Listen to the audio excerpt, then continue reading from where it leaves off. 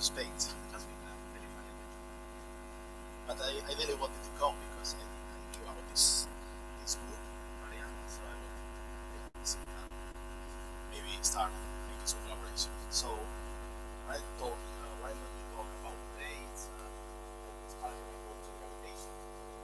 I'm going to explain you what that does. It's quite simple. I'll tell you summary of the results of research that has been done in the last 4 years. 4 years of research with many collaborations. Main ones are with Gonzalo Olmo in Valencia, Francisco Lobo in Lisbon, which is the place where I am now as a postdoc in Istanbul. And it involves many people, so many of these ideas come from different works, different discussions. So actually what I'm going to tell you is not the historical way it was discovered, but more like a conceptual ordering of ideas. Okay, so this is wisdom that we think that relativity has some problems, theoretical problems, maybe experimental as well. In the field, people expect that general relativity is going to be expressed in some like the scales and some gravity scales by improved theory of gravity, which is called quantum gravity. But very little is known about this theory, even it's not known if this theory exists. Actually, the troubles with quantum physics and scale and gravitational physics already occur in classical quantum gravity.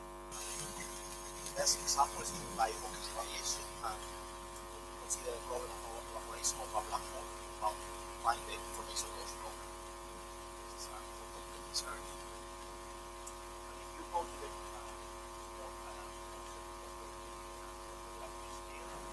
there are a lot of proposals on the literature of what can happen.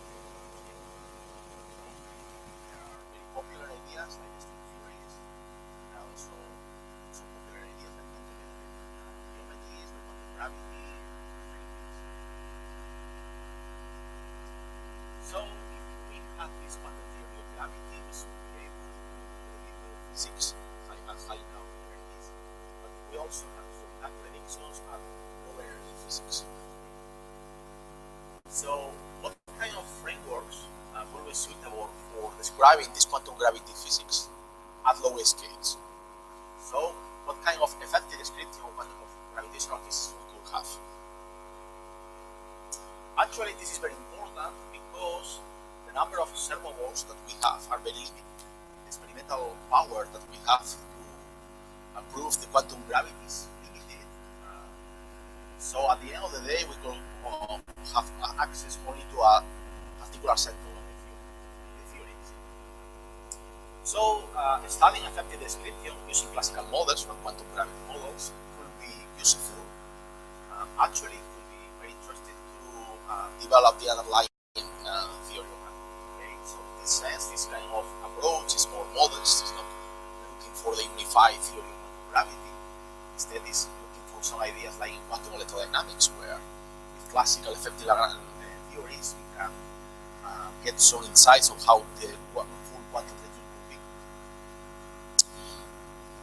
So to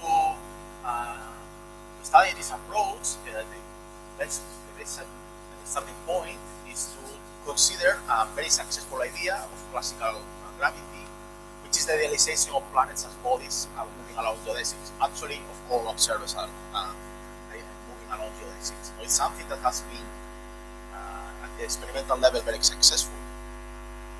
But it also carries its own problems, because for macroscopic bodies this idealization is very successful. But if you look at this from the point of view of particle physics, there are problems. The most well-known problem is the existence of singularities in black holes. You consider very small scales. You find that general relativity predicts the existence of black holes and also in early cosmology. So at this point, there are several options, several attitudes one could adopt. One could accept that the singularities simply exist in nature, they are a feature of our world. That's the end of the story. We could postulate that this quantum gravity theory will solve this problem. Well, we don't know what this theory is. We don't know what this even if this theory exists. Or we could look for a more modest approach, which is to find and improve the description of the idea of body within classical relativity, but in such a way that this is a consistent description in the sense that there are no singularities in classical relativity. This idea is quite old. It comes back to this paper of Wheeler, which is called Geons. And in this paper, Wheeler described the existence of an hypothetical existence of consistent gravitational electromagnetic fields. So it will be some kind of field threaded by electromagnetic fields, but in such a way that this object does not contain singularities. For the point that this is an hypothetical entity. And we try to look within GR, within classical relativity, to see whether this object exists or not. There are several problems with this proposal, so this is why Wheeler, in collaboration with Mollis, some years later, released a second paper where they introduced a second key ingredient, which is that of a non-trivial topology. And the most well-known example of objects containing a non-trivial topology are called wormholes, very popular today, biodeductions. But this was the first time where these objects were introduced. Actually, the idea that there could be geons without singularities and non-Euclidean topologies, which are classical concepts, they have a very interesting potential consequences for the study of quantum. Okay.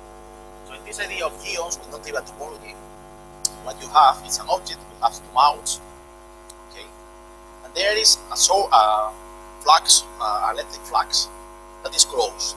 Okay, so the existence of positive and negative particles in these objects are explained, and not because they are point-like particles where you have the problem with the singularities, but instead you have a non-trivial topology. If you are a local observer that lives over interstation,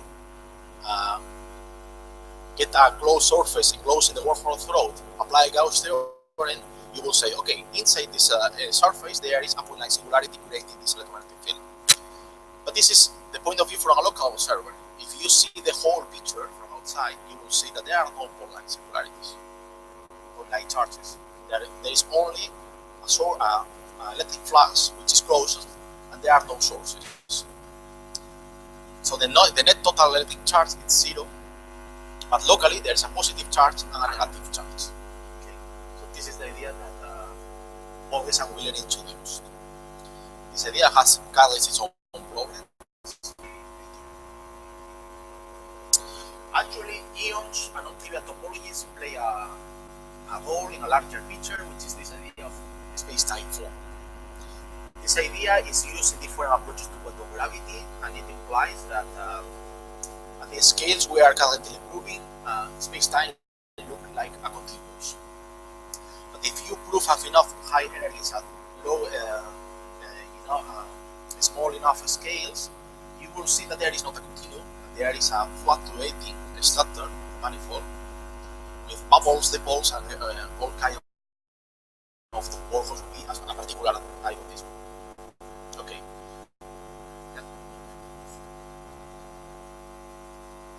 Yeah. This is just Victoria. This is the Planck scale, and this is a large enough scale, so you don't see this space time. Okay. So the problem with this picture is, okay, let us assume that we have this violent topological violent structure. Okay, but how do we obtain the continuous structure that we see from this, which is not continuous? Or what kind of framework we could use to describe the transition from this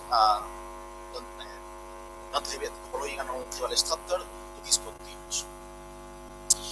As happens many times in physics, we could take ideas from a different context of physics, And this context, since at first sight it looks a little bit strange how this context will be related, but we will see in a minute why this is so. So we are looking for a microstructure with a topological defects that contains that yields a macroscopic continuity. This is the idea of space-time form. But this is exactly what you find in crystalline structures. At the level of the microstructure of the crystal, you will see you see that this is a layer of atoms that has a regular pattern, two dimensions. Here there is regular, but you see that here and there are some kind of defects. So these defects do not respect the symmetry of the network. There are different types of defects that are well known for people working in solid-state physics. And the important point here is that in real crystals, the crystals that exist in the world, the density of defects is not zero. You always have defects. There is no situation where you can have a pure crystal without defects. And these defects are not simply static things that remain there all the time. Instead, they have dynamics. They can move through the network. They can interact with other defects, with the same defects or different kind of defects. Can produce different kind of, can recombine to produce other defects. And these dynamics occur due to the existence of external forces or the application of heat. And this yields a very complicated dynamics in the microstructure of the crystal. For example, this is a material, very well material, which is graphene. So graphene, again, you have a continuous macroscopic description, but at the microscopic level, there is a regular pattern, but there are defects. So here there is a hexagonal network, but here are the defects that appear like under the form of pentagonal or octagonal structures. Okay. So the important point is that the continuum limit of these crystals is described by differential geometry, where the concept that you have in differential geometry, like metric connections, torsion, whatever, they have a meaning in the microstructure of the crystal. So essentially, this is what they are saying. So the continuum geometry is described by differential geometry in terms of metric affine space. How does this work? So in the crystal, we have 2 or 3 lattice vectors that define the microstructure, depending whether you are 2 or 3 space dimensions. So you can move in the network using these vectors. So moving along these vectors, we jump from atom to atom of the crystal. And we can measure distances just by step counting in this, along the direction defined by these vectors. And you can define a thin connection that allows you to transport vectors and define yields. So in a perfect, in an ideal crystal, so you can have here you have 2 crystallographic directions, so you can move in the crystal using these directions, jumping from atoms to atoms. You can deform this ideal crystal to get this the deformed crystal where again you can move in the crystal using these crystallographic directions. So when there are no defects, the connection satisfies the metric compatibility connection. So you have Riemannian geometry, the standard geometry that you have in here. When there are no defects, okay, so the connection satisfies this connection. But real crystals have defects. What do we have? What do we do in those cases? So in perfect crystals where there are no defects, we have a Riemannian geometry. If we have defects, for example, this kind of defects which are called point defects, which are a single point that do not respect the symmetry of the network. So it's placed in a wrong place. So here there is an extra atom placed where it's really nothing. And here there is a missing atom. What happens in this case is that these defects break the metricity of the manifold. So the connection is no longer compatible with the network. So you are not in a Riemannian geometry, you are in a non-Riemannian. So the connection is metric compatible in a perfect crystal, but not when you have point defects. What do you do in this case? What people do in this case is to introduce a new metric that it not simply ignores these defects. So you restore the Riemannian character in the manifold. So you can, particularly you can count, because there is always an atom where it was supposed to be. and you can reconstruct the real network if you know the kind and density of defects that you have in your network. So you count with this metric H minimum, and if you know the density of defect, the distribution of the defects, you can reconstruct the physical metric. You have two different metrics. Compatible with the metric, and that simulates a perfect crystal. This is the way you can count in this network. Otherwise, in this case, what you will have is that you are moving your network from point to point, but when you come here, you cannot come here because there is no point where you can jump to. Yeah.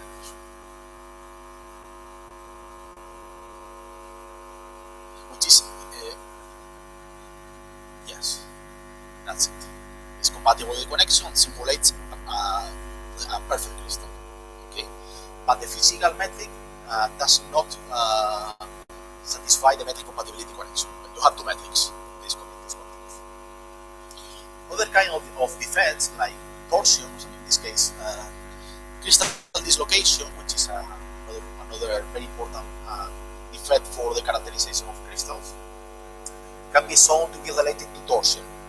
So the torsion that you usually play with in general relativity can be interpreted as a continuum version of crystal dislocation. And so on. There are other kind of defects that introduce other geometrical structures. Yeah.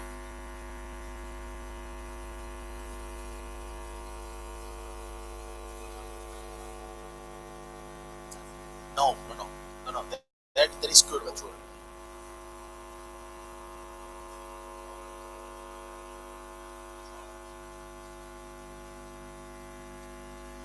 Depends on the kind of structure that you have.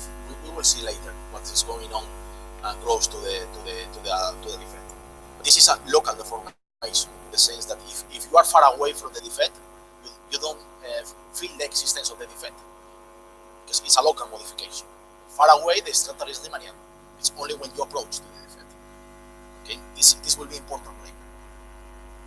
Okay, so the important lesson is that as soon as you have defects, you require a non-Riemannian geometry.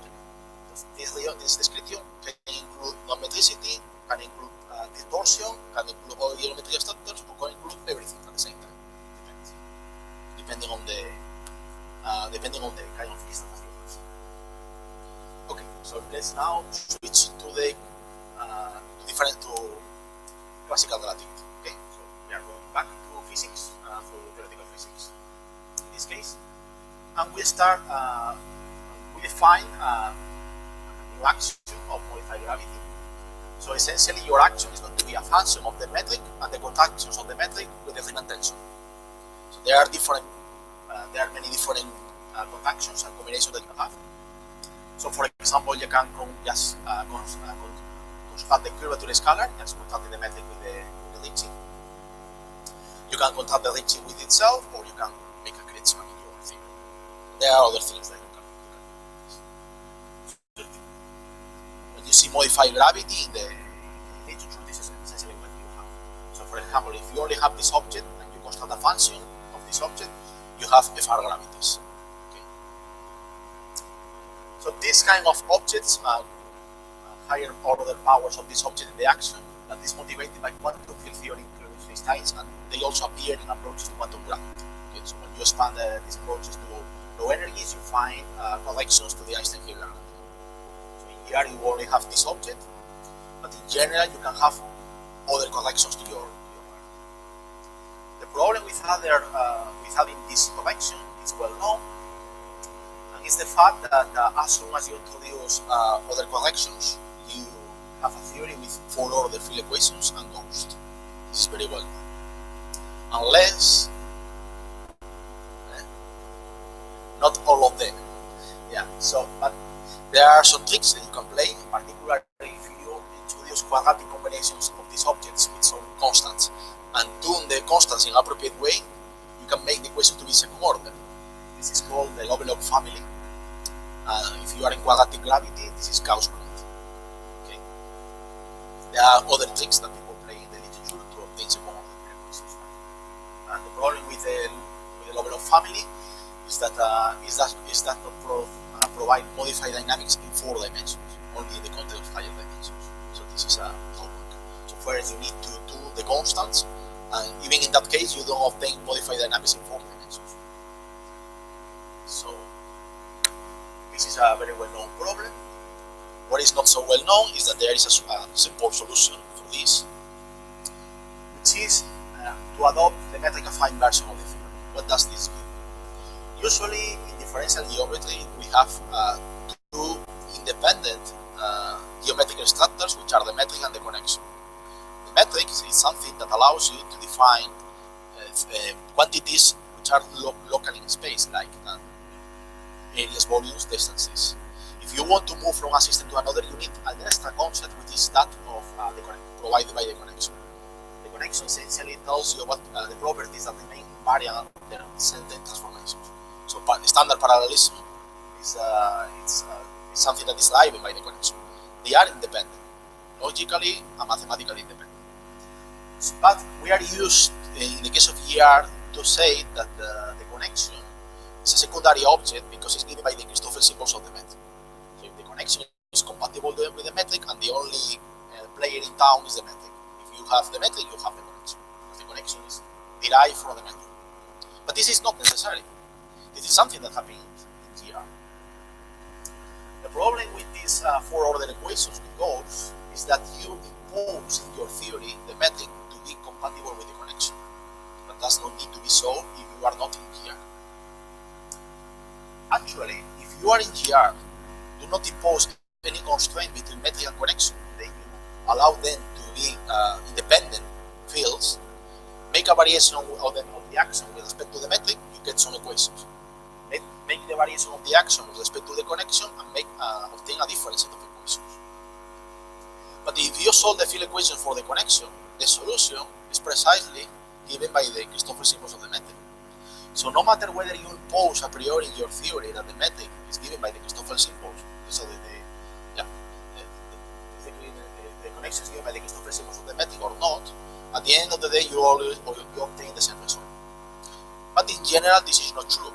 This is something that there was a study in Spain where they showed that the metric affine and Palatini are 2 words for the same idea.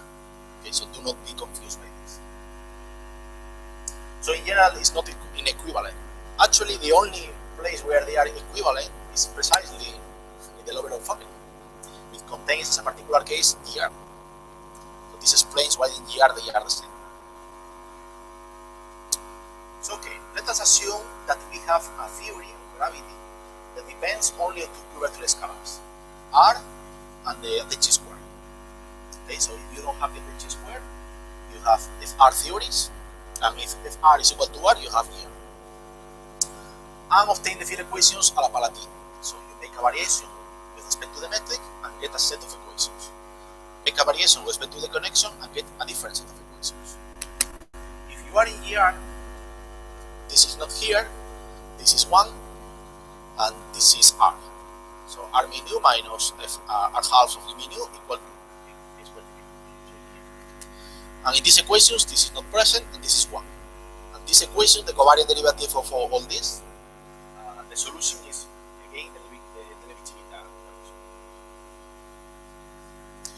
Yeah, the axiom is a function, or general function, of this curvature scalar and this curvature scalar. So Fr and Fq are derivatives of the function with respect to R or with respect to Q.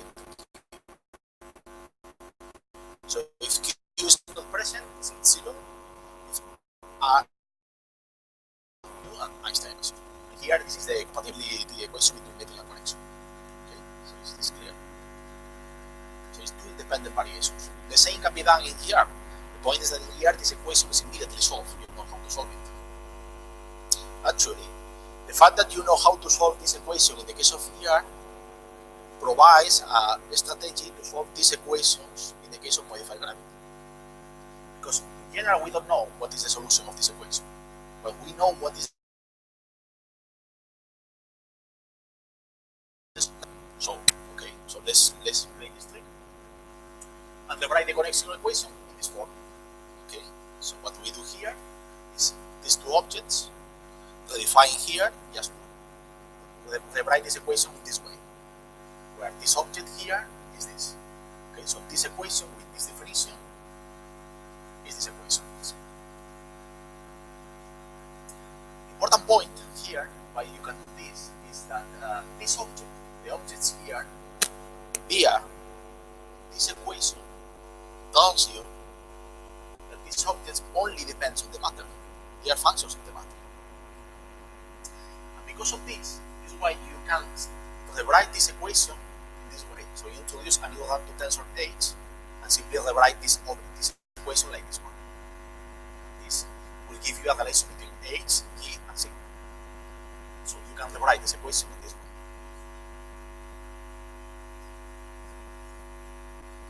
That's it, the trick. So this is the standard compatibility condition of the metric connection compatibility condition here, but this is for the metric H. Okay. Actually, what have been done here is exactly the same that what is done in the case of crystalline structures, and this metric H carries the same meaning. And why we do this? Because when we rewrite these equations in terms of H, get this. So what do you have here? You have the Ricci tensor, which is computed with the metric H. Since H is compatible with the metric, with the connection, we know how to compute this. This is simply the Ricci tensor of a metric, which is the Leibniz meter. And on the right hand side, what you have here is objects that, because of the same argument that applies here, everything on the right hand side only depends on the matter. So what you have here is a set of Einstein-like equations. They look like Einstein, but with a modified matter term on the right-hand side. Okay. So this means that the matter generates a Riemannian structure associated to H mu, not to G mu. And this H mu satisfies a set of second-order field equations. They are manifested in second order. And if you are in vacuum, what you have is that this is ER with a cosmological constant term. So the vacuum solution of this theory are ER in vacuum with a cosmological constant term. This depends on the theory of gravity you are considering. This in particular implies that this theory is propagated in a number of degrees of freedom as ER. So there are no costs. Okay, but these equations are for H. What about G?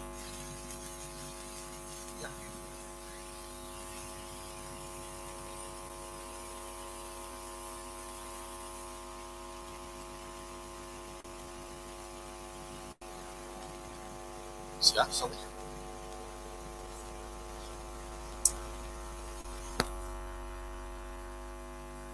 Have to be, because one has to be careful, because when you rise and drop indices, what metric are you using, H or G?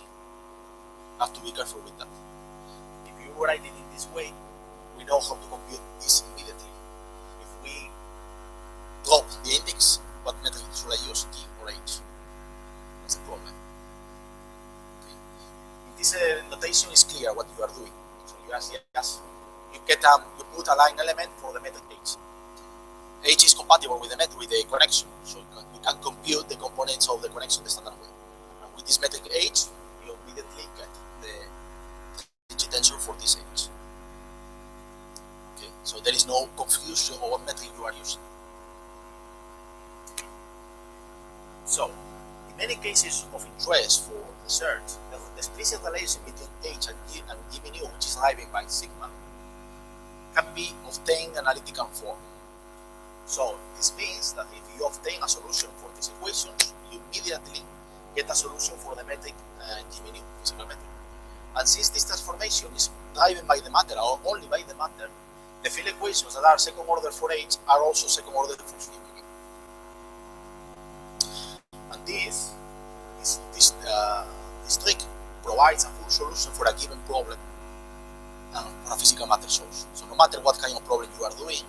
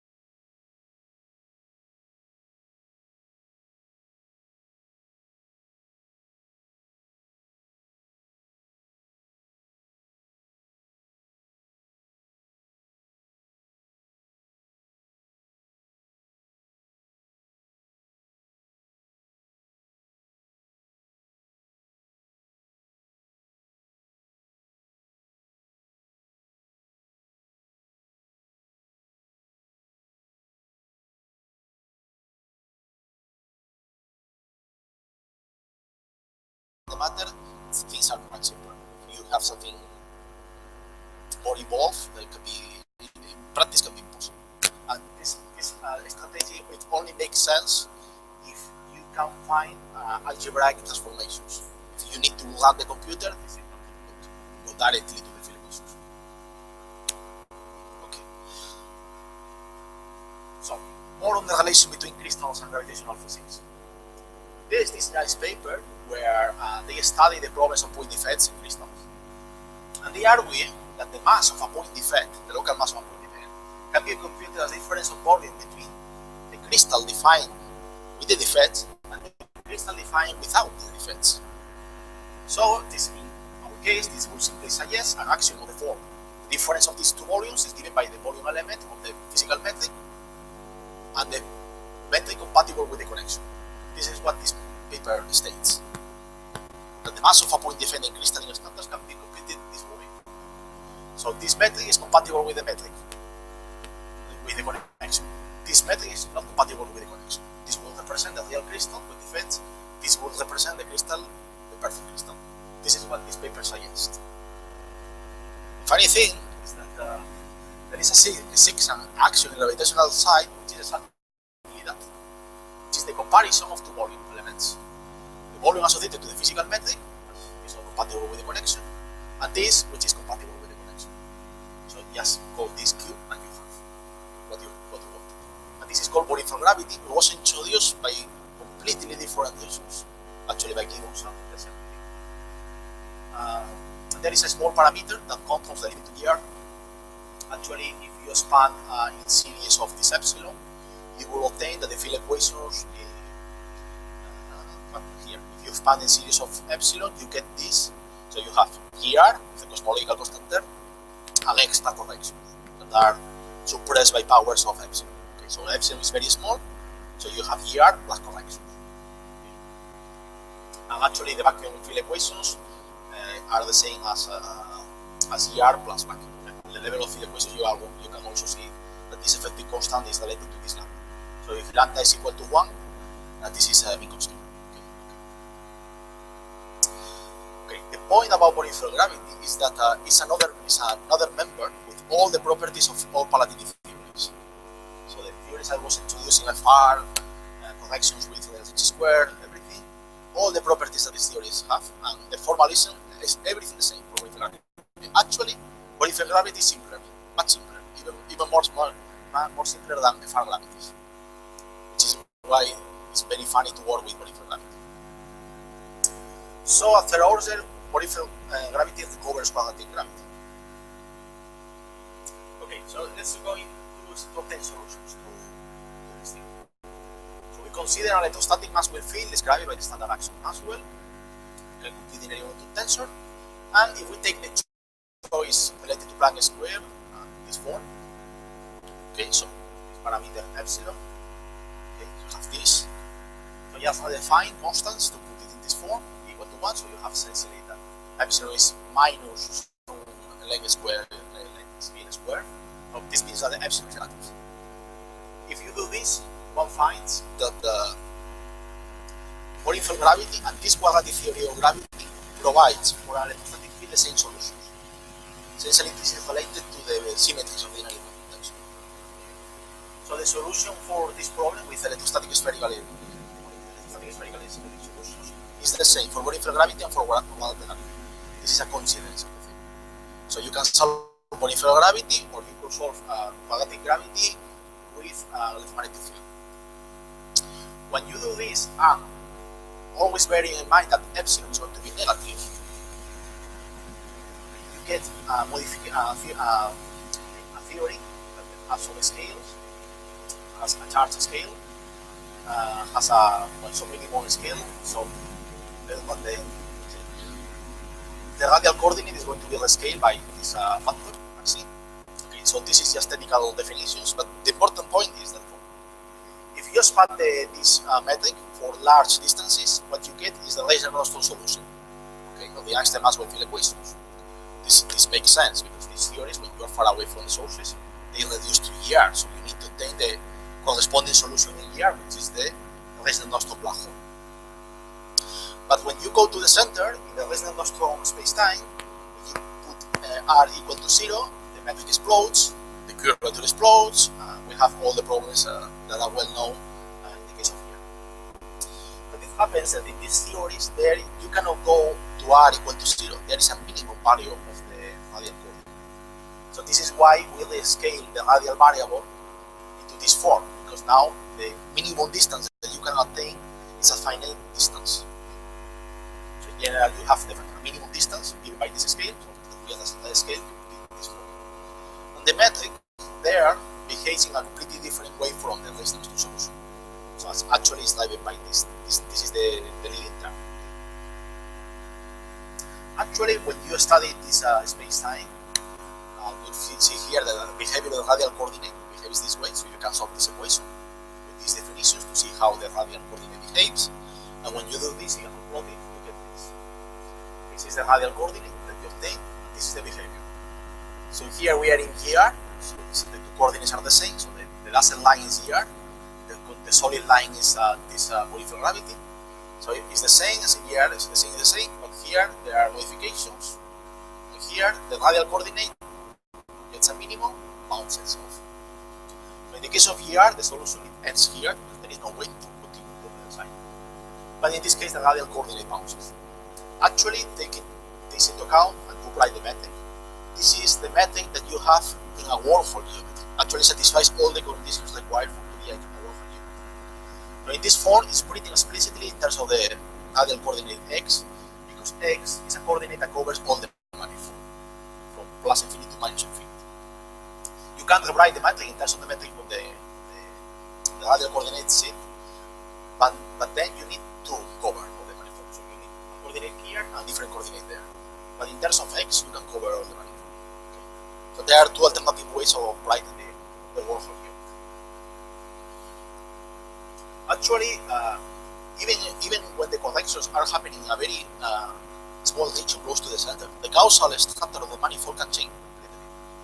So this parameter essentially is the ratio between mass and charge, the quotient between mass and charge in your theory. So depending on how this quotient is, you can have resonant nostrum solution in the sense that you have two horizons. Schwarzschild-like solution in the sense that you have single horizon, but this is not a stemma. Okay, that is not the case. And if you tune this constant, this delta c is a particular value, it's a number. So depending on how the mass to charge is, you can have two horizons, a single non-degenerate horizon, or a single horizon only depending on the number of charges. So there is a complete change on the number of horizons in your manifold, depending on this. Okay, what does this mean? If you compute curvature scalars at the wormhole throw, when the mass to charge ratio is different from this value, you find that they explode, they go up. You have curvature divergence. But there are no curvature divergences when you tune the constant to this value. They disappear. Actually, the geometry in this case is being cosquered. What does this mean? Because the wormhole standard does not feel any effect about this. And other physical properties that you can compute for these solutions does not feel any difference between the fact that there are or there are not curvature divergences. In the case of the nostrum case, when you compute, for example, the energy of the electromagnetic field, it explodes. But here it does not. So what is the meaning of curvature divergences? Are these spacetimes pathological in these cases, but not pathological in this one? Okay, so this is the natural view that one will have if you accept that the existence of curvature divergences in your manifold means that there is a singularity. Okay, so this seems to be common wisdom that when you have rho curvature scalar, there is a singularity. The point is that this is not true. Actually, nothing on the singularity theorems speak of curvature invariance. Not a single word about this. You can prove. Instead, they make use of the notion of geodesic completeness. So the idea is that in a well-behaved space-time without singularities, nothing should emerge from nowhere here, and nothing should suddenly cease to exist. The problem with the singularity is not that there is something that emerges, it's that there are no observers that can be defined. They disappear from geodesics can be associated to physical observers, and null geodesics and to light rays. So if you have geodesic completeness, obviously your theory is singular in the sense that there are observers that disappear from the manifold. So why are you trouble with curvature divergences?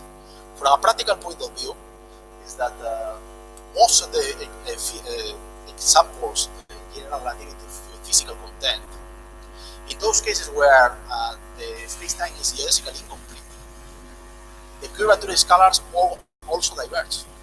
So they consider in many actually there is only a counterexample, but they are different concepts. So in principle, you could have a space-time where the geodesics are complete, but the curvature divergences diverge. So I think it's the now-tap solution, because there are closed causal curves where they are geodesically complete, but there are curvature divergences. So it's a very strange case. Well, the key point about this is that some observers experience infinitely large force due to the blow-up curvatures. It's secondary as long as observers exist. First, you need to make sure that that all the observers can be defined in your space-time, no matter where you are or when you are. And then it's something secondary that has to be studied separately. Okay. So geodesics. What we do in this in our space-time is to solve and integrate the geodesic equation using the connection associated to the physical method. This is so. That's a good question. In principle, you have two geodesics. How do you define the geodesics? Depends on essentially depends on whether you couple the matter to the connection or not. I didn't mention it, but when I consider the action here, the matter action, I'm assuming that the matter action depends on the metric and on the physical fields, but not on the connection. Okay. If I do this, then the connection that has to be used in this theory is the physical method. If you couple the connection to the matter, then you should also consider this geodesic associated to change meaning as physically meaningful. Actually, this is the difference between Palatini and metric affine, is that in metric affine you also consider that the connection appears in the matter sector. Okay, so when you do this, okay, so you get a equation for the geodesics. You have the radial coordinate respect to the affine parameter. As compared to here, there is a modification here. There are some factors. This is the radial coordinate of the work. So values of KPI time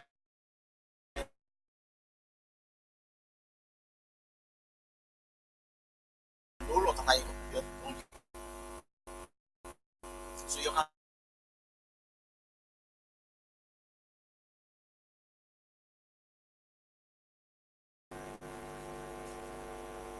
the this claro should be null. And this is the so in order for your space-time to be geodesically complete, lambda should be able to be extended. You do this. In the case of here, you have for null radial null geodesics, which means that kappa and L are equal to 0. In here, you get this. You have this dotted line.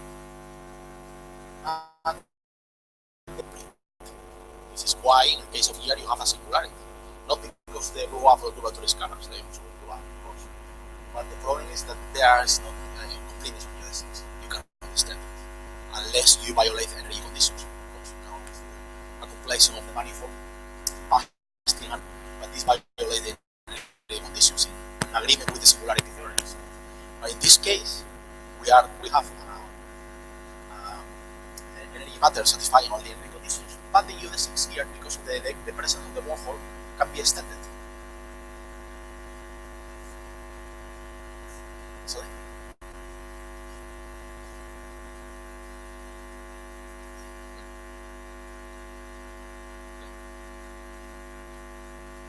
Okay, so if you consider the same for null geodesics with angular momentum, and we can learn geodesics, you will always also see that they are completely smooth. So the less than Noston space-time here is they contain incomplete geodesics.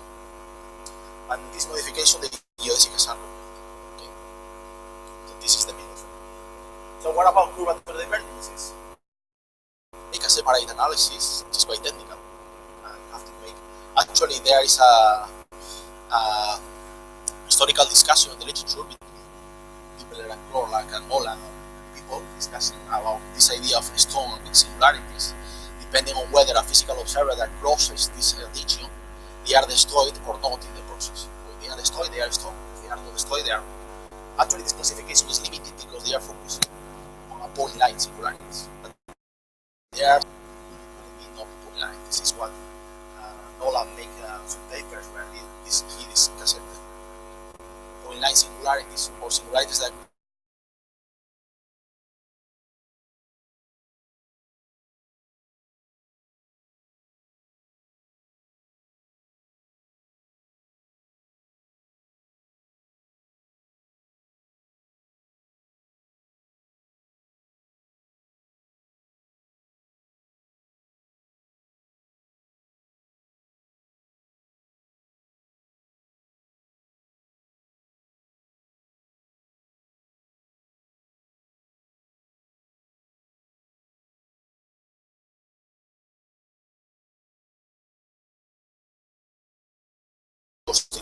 standard pattern and is crossed through the wormhole field. When there are curvature divergences, this causal constant is never lost. So this means that a physical observer does not necessarily is destroyed during the transit. It could be continued constant during the transit. There is a third way of proving the wormhole, which is making use of the wormhole, whether they can cross the wormhole or not. Where this is well posted or not. Actually, the problem is well posted, and they are depending on the property, depending on the solutions, you can cross entirely or partially the wormhole. You can compute the transmission factors to see whether they are completely transmitted. So, for this analysis, this is still progress. Right now, we have concluded that there are not absolutely distinct effects having upon any physical observer. So this is funny because according from gravity can be written this way, like the determinant of some matrix, the square root of the determinant of some matrix, where you write this matrix under this form. So remember, this is the effective metric, and this is the physical metric. You can see that the according from gravity can be interpreted this way, a compact way.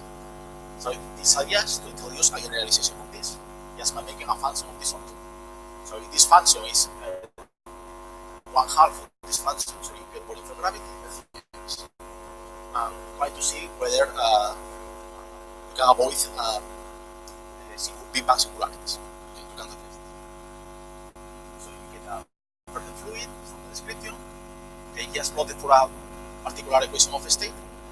And this is the branch. This branch is for epsilon positive. So, but we are just on this branch, the epsilon negative, to match the theory we were considering for black hole spacetime. And you see that when you do this, you find bounces. And this bounces does not depend on the equation of state, and does not depend on the value of n. Here there are different values of n. The standard algorithm bounce is working out bigger.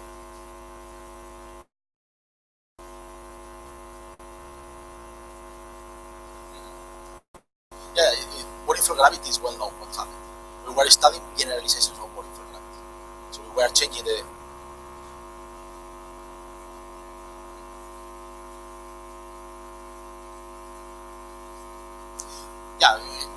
this was in our paper.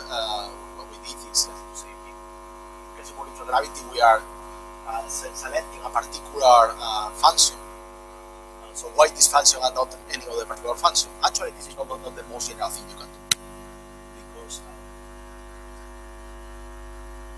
the determinant of this object is lambda is not. There are other invariant polynomials you can construct which are not the determinant. Okay, so in general there are much more general Lagrangians that you don't study. So even in this is not the most general thing you can do. Because okay. Yeah, because what we wanted to see, both for the black holes and for cosmology, is to see if the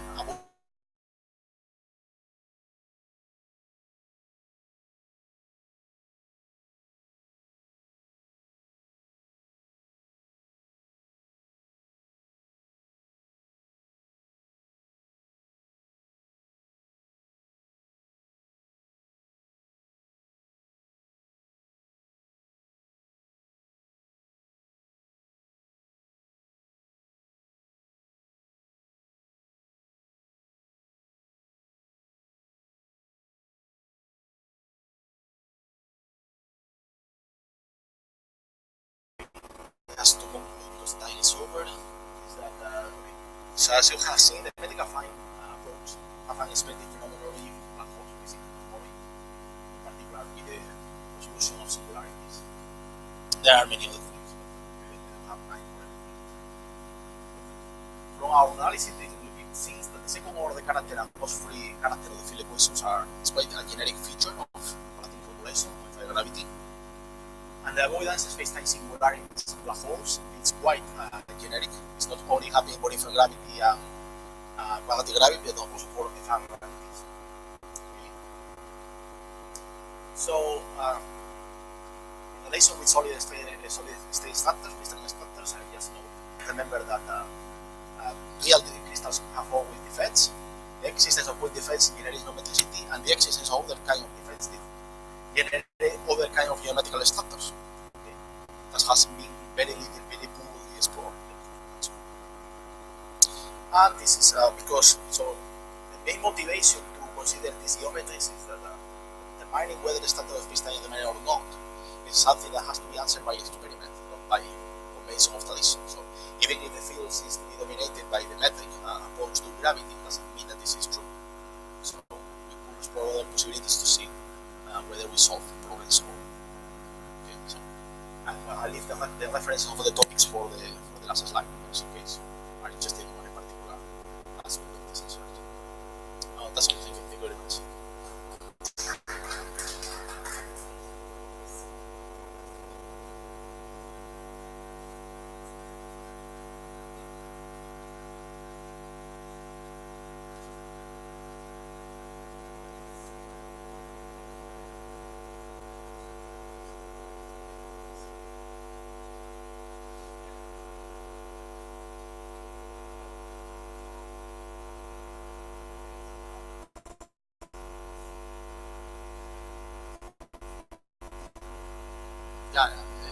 Now, the metric that we introduce compatible with the connection is a trick. That's not according to my viewpoint, it does not carry any physical meaning. These theories. The only metric that carries physical meaning is the legitimate.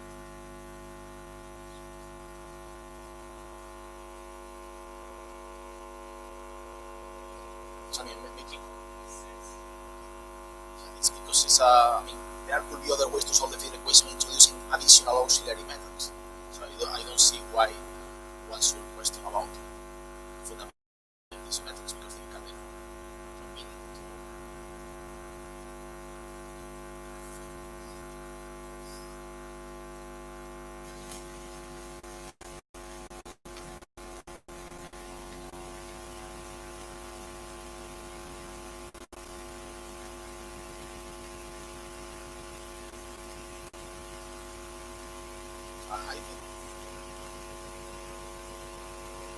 I did not study this question then because I was not very I didn't see why this method should be fundamental.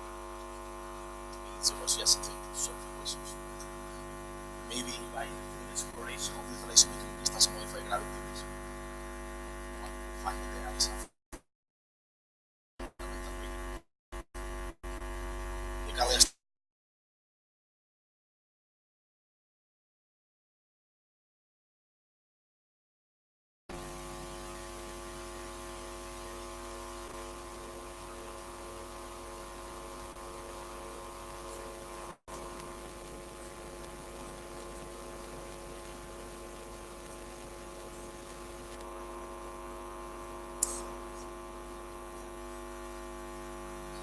Yeah, as I said, there are, if you introduce further, actually, for example, the idea of brain walls can be interpreted like a sandwich between two different, yeah, actually,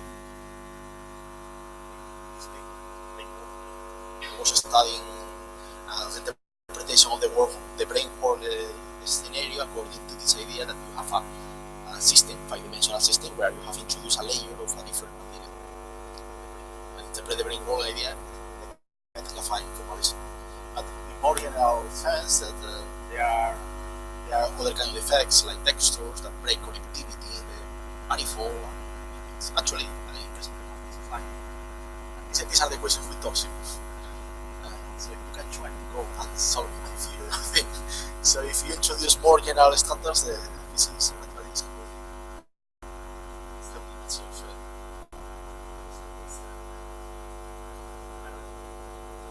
yeah, as far as I know, for any kind of defect, there is an analog for tensoritis of physics. Actually, these locations are very well studied in the solid state physics literature.